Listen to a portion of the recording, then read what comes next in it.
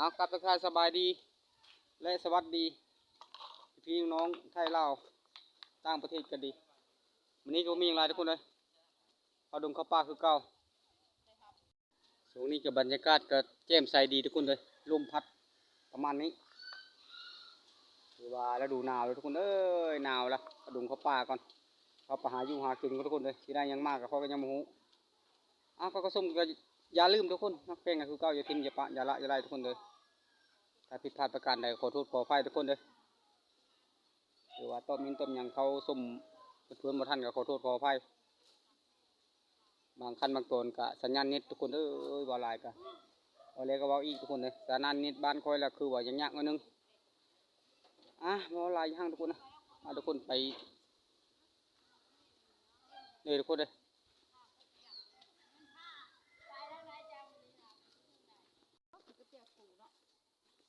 ยางทุกคนเอ้ยเขาเจ้าก็ไปหาอยู่หากินที่ดีก็ค่อยทุกคนเลยประมาณนี้ละ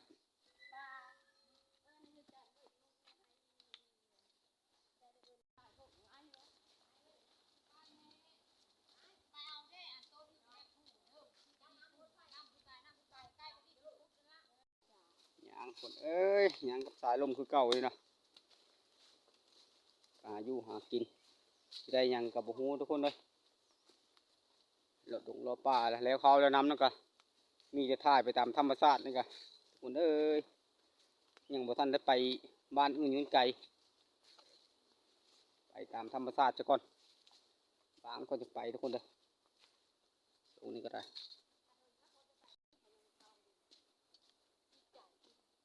หยางทุกคนเอ้ยหยางหอนตรงหอนป่าแล้วทุกคนเลยแต่ยังบ่ทันหอดขุดบ่อนหาอยู่หากินทุกคนเลยกับมือยังลายดอกมันนี่ก็ได้พาทุกคนเข้าดงเข้าป่าคือเก่านี่แหละพอมาหอดบ่อนหาอยู่หากินทุกคนเลยขุดกระปูทุกคนเอ้ยมันนี่ขุดกระปูทั้งวันทุกคนมันได้ชั้นใดกะเราลุ้นเราส้มทุกคนเลยประมาณนี้ละการขุดกระปูกันเลยทุกคนเลยขุดกระปูแดงช่วงฤดูหนาวผมมีเมนูก็เลยมาเอากระปูทุกคนเลยประมาณนี้ละ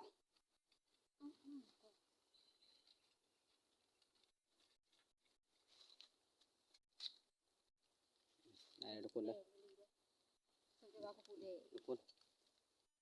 สวยๆทุกคนเลยภาพอาจจะบริษัทปันไดทุกคนเลยประมาณนี้ละไปต่อทุกคน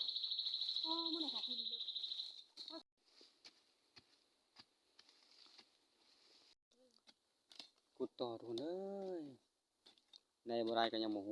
ขุดไปเลยทุกคนเลยมันนี่แต่ว่าก็ถ่ายเป็นระยะทุกคนถ่ายลายตัววายทุกคนเลยเงาเวลาไปลง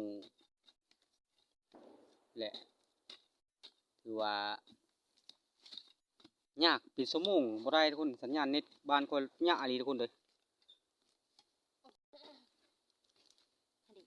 ทุกคน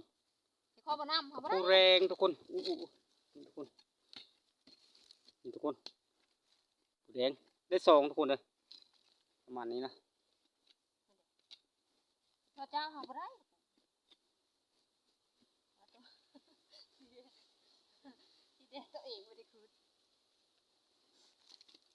ยังบ่ได้ทุกคนเลยลูละสองตัวทุกคนประมาณนี้เข้าทุกคนเลย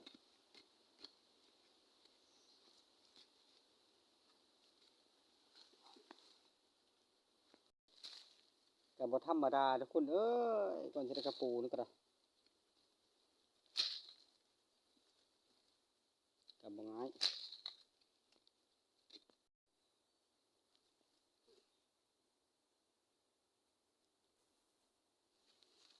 นี่ทุกคนนี่ทุกคนนี่ก็ยังสะโพงถึงรอบคอยขุดทุกคนเลยแต่ว่าคอยบริคุดได้เห็นทุกคนเลยคือว่าตอนจุกทุกคนเลยเนี่ยเวลาถ่ายทุกคนเลยเนี่ยเวลาถ่ายวิดีโอประมาณนี้ทุกคนเลยตัวเดียว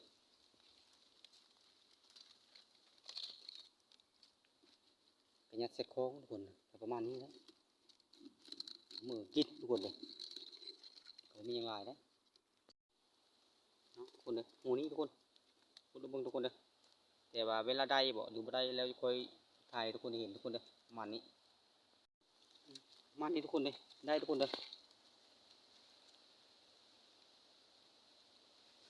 ประมาณนี้ทุกคนเลย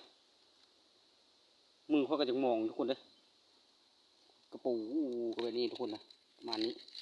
เอาโครงน้อยชุดเก่าคุดกระปูก็ยังไม่ทันได้หลายทุกคนเลยคือว่าฮอนโฮยกินข้าวกินน้ำก่อนทุกคนเลยใบบุ่นใบสารก่อนประมาณนี้ทุกคนเลยคือว่าอะไรกับก่อนที่ฮอดบนคุดกับมันไก่ทุกคนเลยไก่แท้ไก่ว่ากินข้าวกับต่าวทุกคนเลยประมาณนี้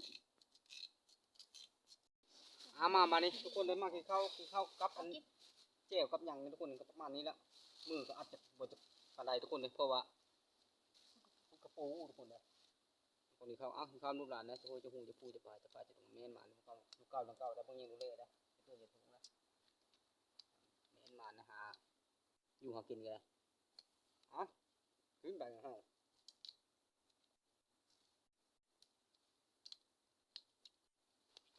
นี่ฮะนี่ตาทุกคนนี่สารหน่อยนะนี่เต่านี่ตาสาวไม่หาง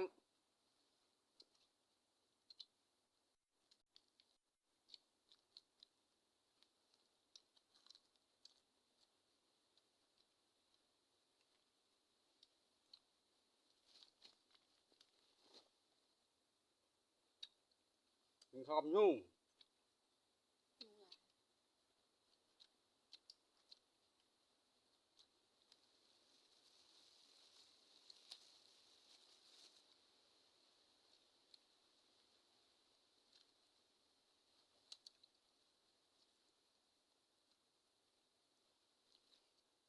ประมาณนี้ทุกคนคำเขายุ่งหลายคนห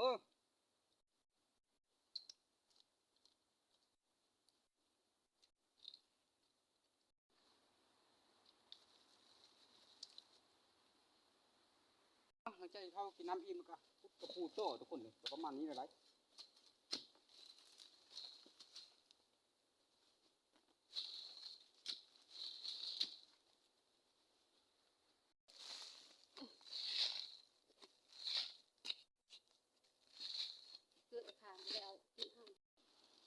ได้ทุกคนเลย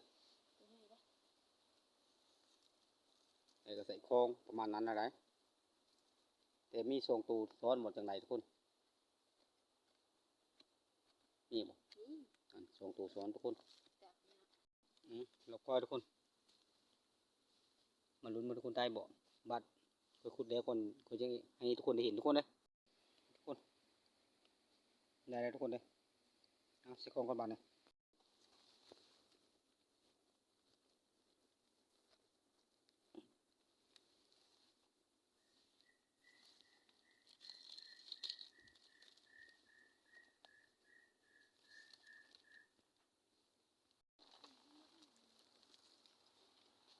ส่งตัวทุกคน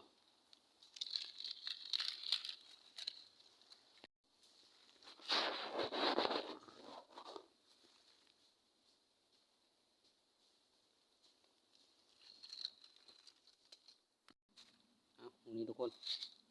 ลงเบิ้งคือเก่า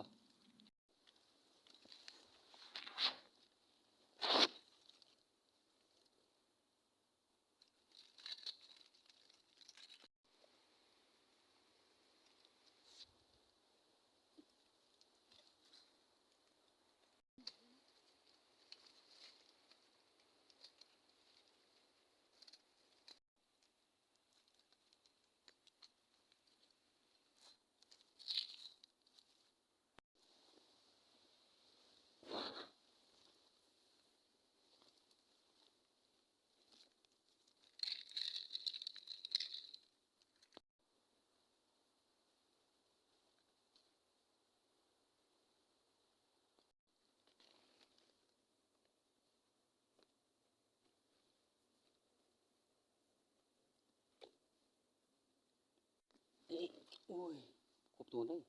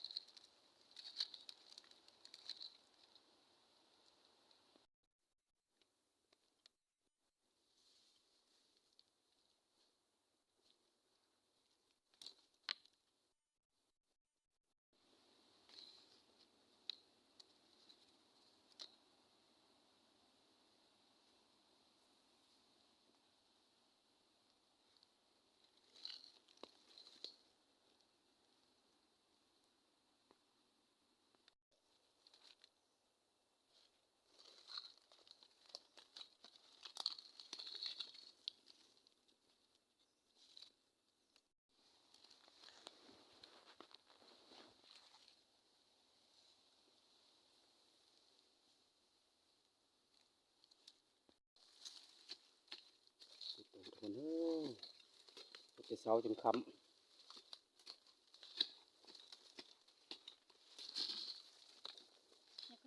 มานหมดจังไดทุกคน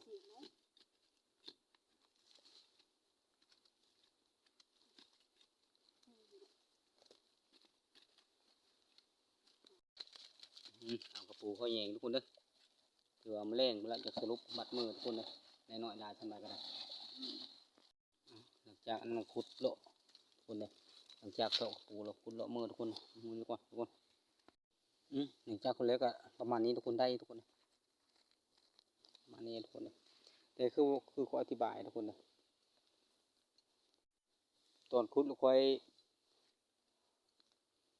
บได้ถ่ายทุกคนถ่ายตอนเอาให้คนได้เห็นทุกคนประมาณนี้ละเช็คกล้องทุกคนเลยหมูนี้ทุกคนขุดเลาะมือทุกคนเลยใกล้จะค้ำละโซนี่กาประมาณ14 นาฬิกาทุกคน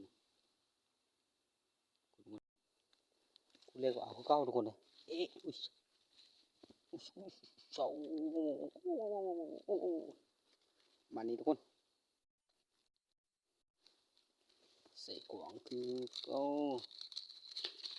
อุ้ยกระปูตัวนี้ปะกัดกิ่งแท้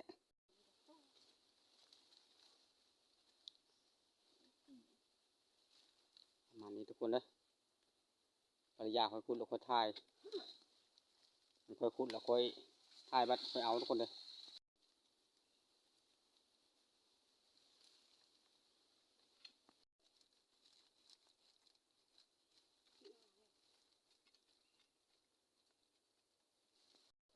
คือว่าการคุดกระปูก็ประมาณนี้ทุกคนเลยคือว่าคลิปนี้ก็เมื่อพบคอยอยู่ที่บ้านทุกคนเลยเมื่อสรุปกระปูก็ได้มีแต่ยางละบานทุกคนเลย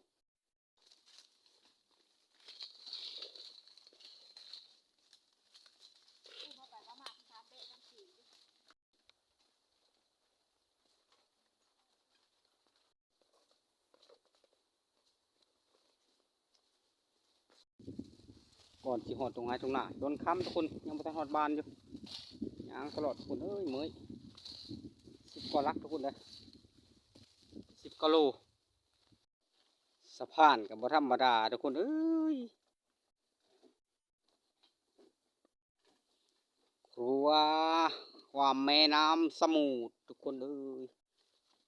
ประมาณนี้ทุกคนเลยก่อนหอดเฮินก็ได้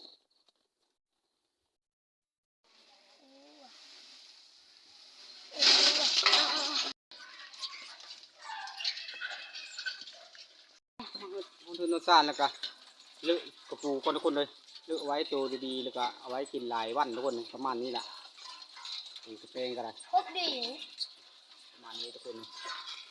1 วันทุกคนกระปูได้ประมาณนี้คลิปนี้ก็เข้าชมแล้วก็ทุกคนทักให้กันก็จะกินเดี๋ยวปลาจะละจะได้ทุกคนเลยขอกระบุญกระพุนที่เข้ามา